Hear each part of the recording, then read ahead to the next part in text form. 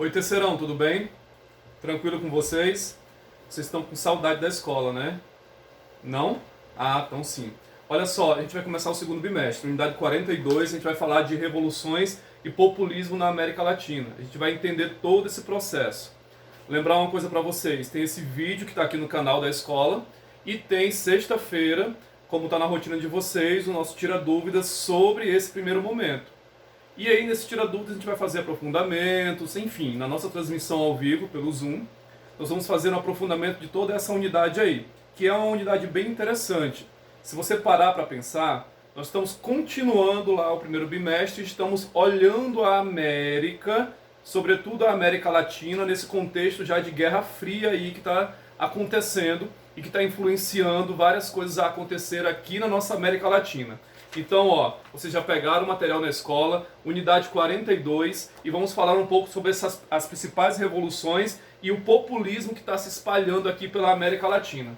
Então, olha só, pessoal, uma das principais revoluções que trata o capítulo de vocês talvez a revolução mais bem sucedida de toda a América, que é exatamente a Revolução Mexicana. Para a gente entrar no que é um pouco a Revolução Mexicana, tem que entender. Vocês têm que pesquisar e se aprofundar. Revolução Mexicana já foi cobrada aí por FUVEST, enfim, né? Alguns vestibulares, eu sei que alguns de vocês vão fazer vestibulares, não é só o Enem. Mas temos que entender o seguinte, como que se dá origem ao México, não é? A independência, o processo de independência do México foi um processo de independência que teve aí, inicialmente, os camponeses, os indígenas lutando por independência, mas foi um movimento que fracassou. O que faz o México se tornar independente são as elites coloniais que estão estabelecidas aqui, que vão fazer, digamos assim, um grande acordo com a coroa espanhola e proclamar a independência do México. Daí você pode já ver uma coisa interessante. A independência do México já coloca o México dentro de um contexto elitista aqui na América, ok, pessoal? Então o projeto de independência do México foi um processo de independência também influenciado, olha a nuvem aqui, ó, Estados Unidos. Qual é o interesse dos Estados Unidos na independência do México? O mesmo interesse que ele vai ter sobre a independência de vários países latino-americanos. Sabe qual é esse interesse? É fazer com que esses países latino-americanos percam o laço com a Europa, porque a Europa é o colonizador da América, vocês sabem disso, né? Então é fazer com que esses países americanos percam o laço com a Europa e vinculem-se mais diretamente aos Estados Unidos, a eles mesmos. Então, quando os Estados Unidos vêm apoiar esses processos de independência, inclusive o processo de independência mexicano, os Estados Unidos estão querendo desligar esses países da Europa e ligar esses países a si próprio, né, aos Estados Unidos, aos interesses americanos. Então, o processo de independência do México ele é conduzido aí pelas elites, claro, com apoio dos Estados Unidos. Tudo bem? Já sabe que tem que se aprofundar nisso aí. Olha só, esse processo de independência ele vai se tornar irreversível quando, principalmente em 1823, os Estados Unidos proclamam a doutrina Monroe, que opõe a América a qualquer tentativa de intervenção militar imperialista europeia. Vocês já sabem isso aqui, né? O que significa isso? Traduzindo, América para... Exatamente, América para os americanos. É a doutrina Monroe. Basicamente, os Estados Unidos está dizendo, da América cuido eu, a Europa é problema dos europeus. Os Estados Unidos estão se opondo a qualquer interferência, a qualquer influência, inclusive influência colonial da Europa sobre os países aqui da América. Gente, entrando especificamente no México, o que aconteceu lá, nós temos que ver que o México passou por um período chamado Porfiriato, em que o Porfírio é um regime ditatorial liderado por Porfírio Dias, que desenvolveu o capitalismo dentro do México. Há, nesse momento, a entrada de capitais e empresas estrangeiras dentro do México. Ou seja, basicamente, o México está se tornando liberal. E aí eu vou dizer um negócio para vocês. qual é, na América, a maior potência liberal já naquele período? Século XIX. Adivinha qual é? Estados Unidos. Ou seja, os Estados Unidos, então, eles têm um pé dentro aí do chamado porfiriato, de Porfírio Dias, que é quem comanda e quem vai transformar o México num México liberal naquele momento. Então, só que o Porfírio, por ser liberal, ele vai adotar algumas práticas que vão ser antipopular. Então, assim, camponeses que perderam suas terras para grandes latifundiários, indígenas que perderam as terras comunais, que passaram a ser privatizadas, toda essa galera vai fazer oposição a Porfírio Dias, ok? É uma política de repressão que ele faz, o Porfírio Dias, às camadas populares. Não é, quando eu falo assim, é um movimento de repressão que Porfírio faz às camadas populares, não é só uma repressão, digamos assim, militar, mas uma repressão também do ponto de vista econômico, viu, gente? A reforma agrária, ao contrário, eliminou as terras comunais indígenas, o que era chamado de ejido, não é? Eliminou tudo isso, possibilitando a maior concentração de terra nas mãos dos grandes latifundiários. Ou seja, indígenas perderam terras, pequenos proprietários perderam terras, nesse processo de ampla liberalização da economia que vive o México de Porfírio Dias. Então aí é uma característica importante se aprofundar no México porfiriato. E aí vem um quadro maravilhoso chamado O Parto Revolucionário. Percebe que o México é retratado nesse momento como uma grande caveira, né? O parto revolucionário está nascendo de um México economicamente, pelo menos para as classes mais baixas, falido, não é? Que não tem muito a oferecer às camadas mais pobres da população. E aí, pessoal, é que nesse momento entra um projeto liberal burguês, que são elites dissidentes, né? Que pregava a alternância de poder, a rotatividade no exército, eleições periódicas e honestas, um legislativo autêntico e um judiciário independente. É um programa esboçado pelo Plano de São Luís de Potosí, um projeto popular expressado principalmente por Emiliano Zapata, que exigia uma reforma agrária que restaurasse os ejidos, que restaurasse as terras comunais dos indígenas e devolvesse a propriedade de terra aos pequenos proprietários, fazendo assim uma reforma agrária mais ampla e mais verdadeira, como nós conhecemos os moldes de reforma agrária, não é? Então aqui, Emiliano Zapata já desponta como um grande líder popular na luta contra esse amplo liberalismo que toma conta do México naquele momento. Inclusive Emiliano Zapata, tá? Ele vai ser um cara que ele vai apoiar esse cidadão aqui, o Mandeiro, que liderou a pequena burguesia urbana, nacionalista, que organizou um movimento anti-reeleicionista e que foi perseguido e exilado, tornando-se um símbolo na luta contra o regime de Porfírio Dias. Então o Mandeiro, ele se torna aí, digamos assim, vai para o estrelato, não é? No combate ao regime de Porfírio Dias. E aí o que acontece, gente? Olha só, o que Porfírio Dias disse uma vez? O Mandeiro, com a ajuda que ele teve, libertou o tigre, agora eu quero ver domá-lo. O que ele estava dizendo, o que o Porfírio Dias estava dizendo, é que Mandeiro não teria força política para abafar ou suprimir o seu governo. Mas será que isso vai acontecer? Não é? Vemos que o grande Emiliano Zapata, que era muito popular, não é? Que liderava os camponeses do sul do México, junto com esses camponeses, invadiu e incendiou fazendas, refinarias de açúcar e ao mesmo tempo organizou um exército popular no México. Então aqui no sul do México, Emiliano Zapata organiza um exército popular para lutar contra Porfírio Dias, ok? A radicalização do movimento, só um pouquinho, antes disso, pense num negócio. Porfírio Dias, aqui Emiliano Zapata, ele é aliado do Mandeiro. Juntos eles vão promover uma certa revolução ali no México. O Mandeiro vai chegar ao poder. E o Zapata vai deixar de apoiar o Mandeiro, porque o Mandeiro vai começar a descumprir uma série de promessas que tinha feito inclusive ao próprio Zapata. Sabe qual é a principal promessa que Mandeiro faz a Zapata e não cumpre, e por isso perde o apoio dele? Sabe qual é? Não devolve a terra aos indígenas, as terras comunais aos indígenas. O ejido não é posto em prática novamente. E os grandes latifundiários vão permanecer com as suas terras, ok? Que era o principal que queria aí o Emiliano Zapata, gente. A radicalização do movimento e a existência de um exército popular organizado e armado era visto como uma ameaça pelo novo governo e pela velha elite e também pelos Estados Unidos.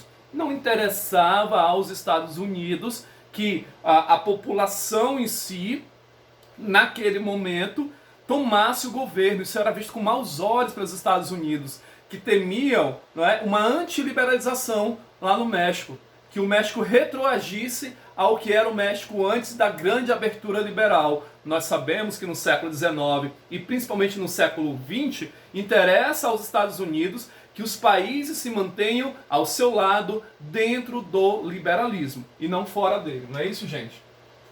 E é nesse contexto que vai acontecer o chamado Pacto da Embaixada, sob a tutela diplomática de Henry Lane.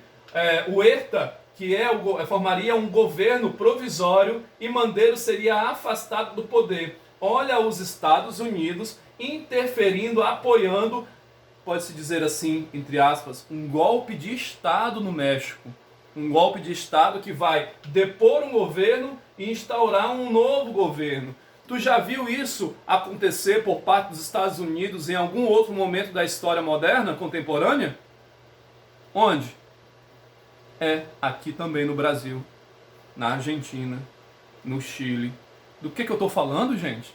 Essa interferência norte-americana em governos aqui na América Latina? Exatamente.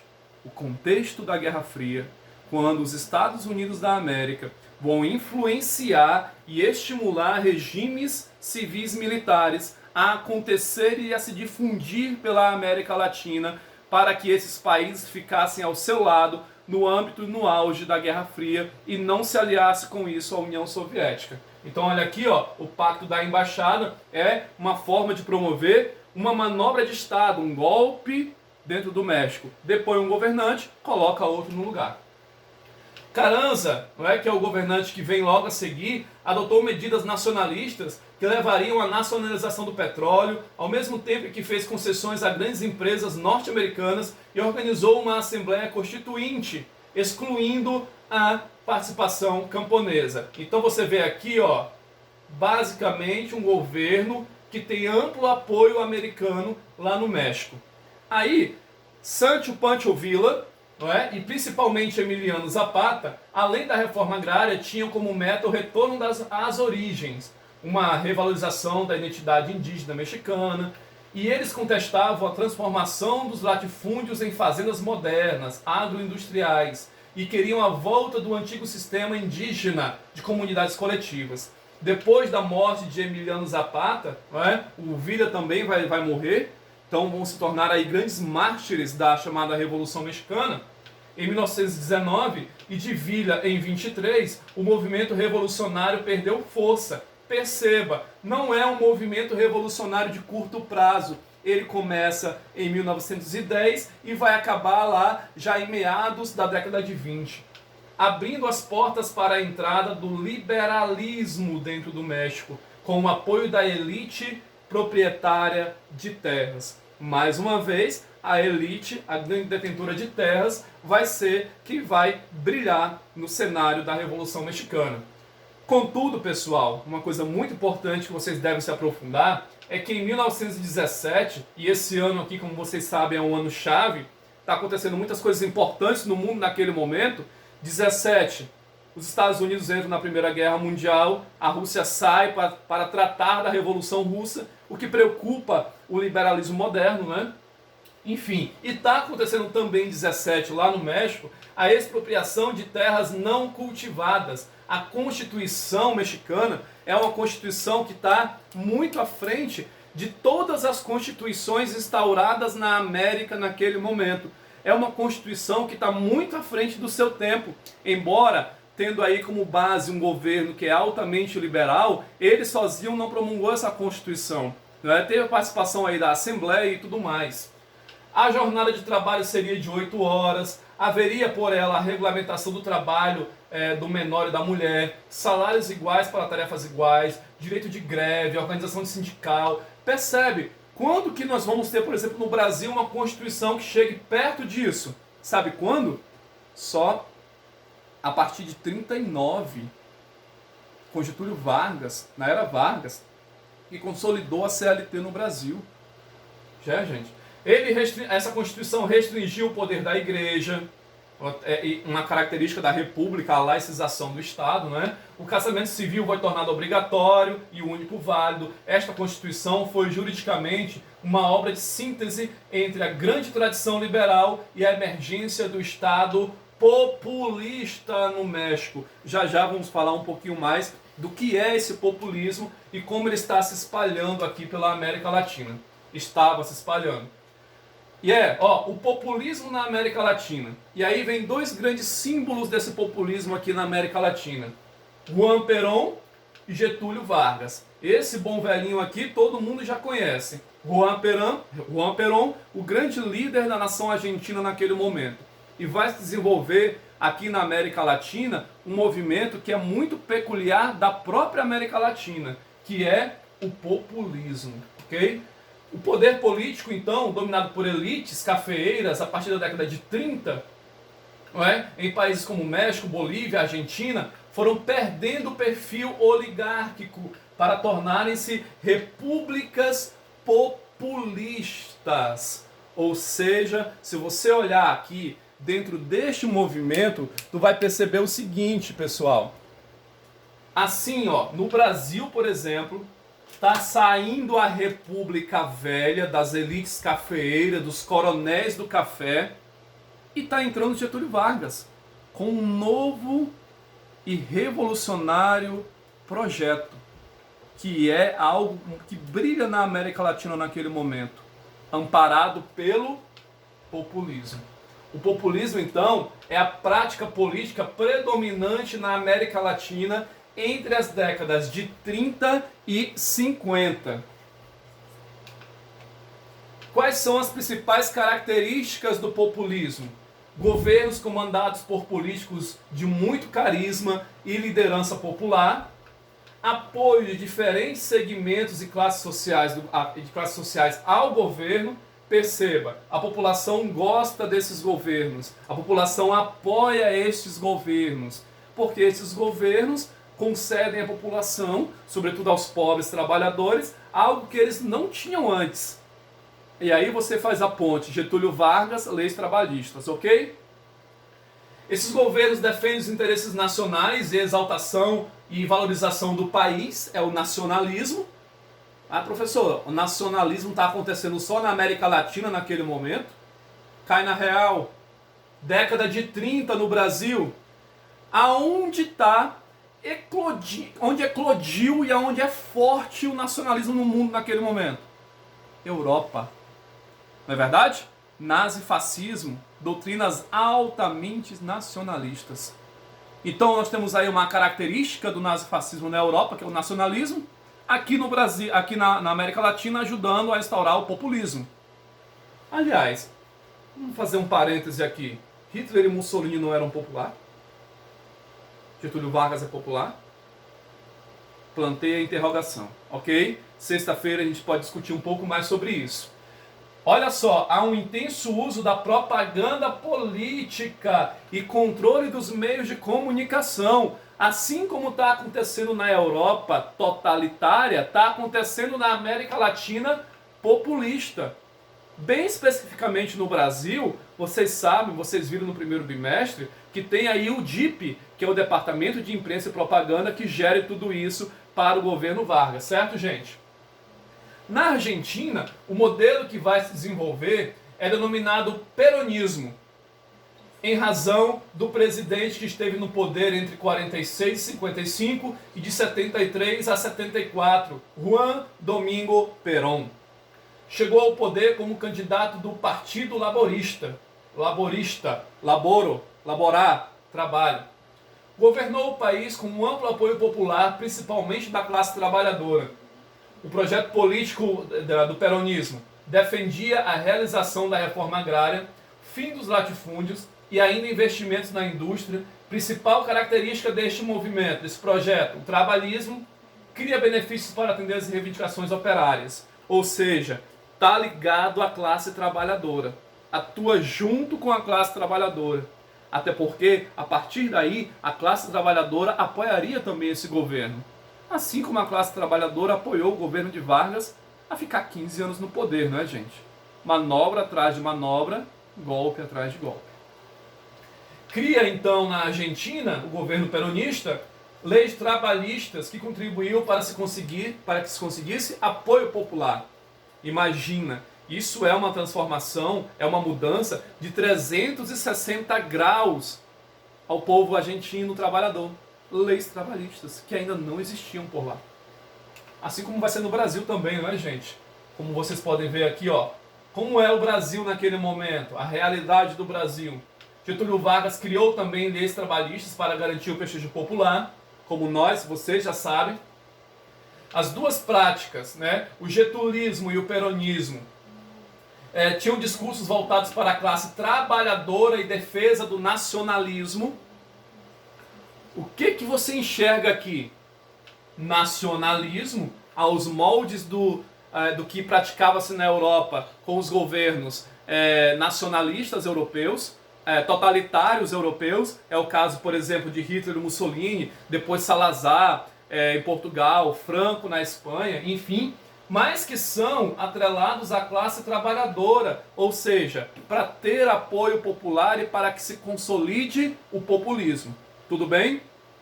Os trabalhadores eram incentivados a filiar-se em sindicatos. Porém, olha a estratégia. Estes eram comandados pelo governo, são os chamados sindicatos oficiais, lembram? Vargas disse ao povo trabalhador brasileiro, se filiem ao sindicato, mas tem que ser um sindicato governamental, senão não pode. Ou seja, tem que ser um sindicato não que lute contra o governo por mais direitos, mas que atue com o governo junto à classe trabalhadora. Entenderam isso? Qualquer questionamento ou oposição a esse sistema era duramente reprimido. Como é o peronismo na Guerra Fria? O nacionalismo lá na Argentina pretendia alcançar um meio termo, nem capitalista nem socialista. Mas tu acha que nesse período aqui, ó, Guerra Fria, alguém pode se dar ao luxo de ficar em cima do muro dessa forma que a Argentina queria? Nem do lado socialista, nem do lado capitalista? É possível? Vocês sabem que não. Acreditava, então, o peronismo romper com o capitalismo internacional e tornar o país independente do domínio das grandes potências. Uma utopia nesse momento, né? Perón queria fazer uma revolução social, precedida antes do que o povo radical, como ocorreu em países socialistas. Perón, em seu mandato de 52, foi perdendo o apoio do exército, da igreja, após a euforia industrial, até a burguesia fez oposição a Perón. Claro, né? Essa classe burguesa estava atrelada a quem? Aos Estados Unidos, que não tinham interesse nessa forma de governo na Argentina. Em 55, ele renuncia após ter sido vítima de um golpe do exército argentino. Sabe o que vai começar aqui? Exatamente. Você já sabe, né? Regime civil militar argentino. Ditadura argentina. Ok? A propaganda política dentro do populismo, os discursos nacionalistas influenciados por Mussolini e Hitler marcaram os governos argentinos e brasileiros. Vargas e Perón utilizaram da comunicação e da propaganda para fortalecer suas imagens e mobilizarem massas populares para a realização de seus projetos. Perón, além da propaganda, utilizava a repressão para evitar qualquer crítica ou manifestação de sua oposição. Então, uma grande característica aí, pessoal, destes regimes populistas na América Latina, principalmente falando aí de Argentina e Brasil, olha só, se liga nessa dica, o amplo domínio e controle sobre os meios de comunicação. Lembra de Getúlio Vargas? A Voz do Brasil, o programa Voz do Brasil, e depois no seu governo lá, eleito democraticamente, onde ele volta nos braços do povo, tenta restaurar tudo isso. Então, assim, faz parte de um governo populista, fazem parte de um governo populista ter apoio da classe trabalhadora. 2, controlar amplamente os meios de comunicação. Nós vamos aprofundar tudo isso sexta-feira, tá? No nosso encontro que vamos ter. Espero que até aqui vocês tenham gostado. Espero que vocês tenham entendido algumas coisas.